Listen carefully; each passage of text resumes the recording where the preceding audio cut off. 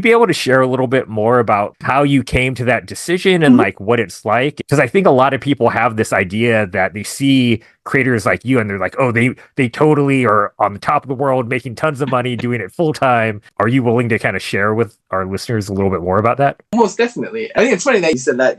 I'm a staple of California con scene. Everyone knows me. I think everyone knows me only because I'm still there. I'm still crazy enough to do this for so many years. I mean, rewind and we'll start at the beginning. Yeah, like I remember when I was at Spin Master, I was around the first DesignerCon. Was it 2005? I think the first DesignerCon was 2005. Yeah, it had just become DesignerCon, transitioned from VTN to DesignerCon, and I remember my coworker Nate from Squid Kids. He said, "Hey, we should do this con called DesignerCon. You can share a booth." He actually bought 2 booths, and he's like, "We'll share a little. You can have some of my second booth, and you can share some of your stuff." And I actually sold was just.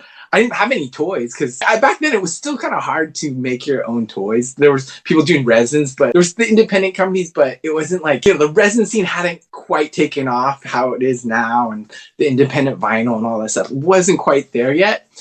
And so all I had was like I brought 2 t-shirt designs, the ones that I gave out at my previous company, and like I did a new one, and I had a pack of postcards.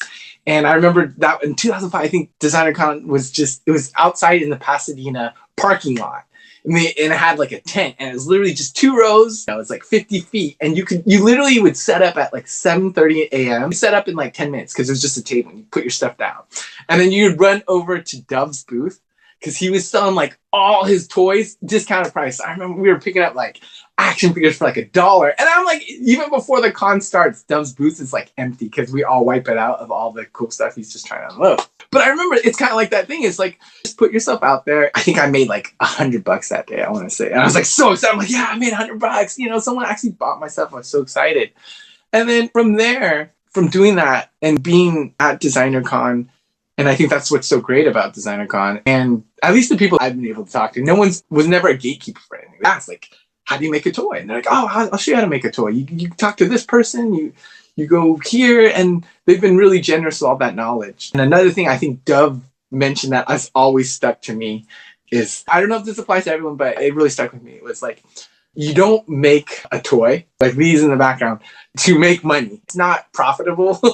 You make a toy of your own creation because you love the 2D design so much that you want to see it in 3D and you want to share that with the world, and you get some sort of satisfaction from it as an artist, not necessarily make money. And I think that's kind of like my approach. I love to create the figures and the toys and my characters. I want them to see, that's what I want, my creations to be physical and to pick one up, and I want to share that with the world. It's up to them if they want to buy it. And I think, and that's kind of, like you said, I would love for everyone to buy hundreds of my figures and I could retire, but that's not necessarily the truth. I have a small, I'll say, fan base. I continually buy myself, and that means a lot to me too. I'm forever grateful for that.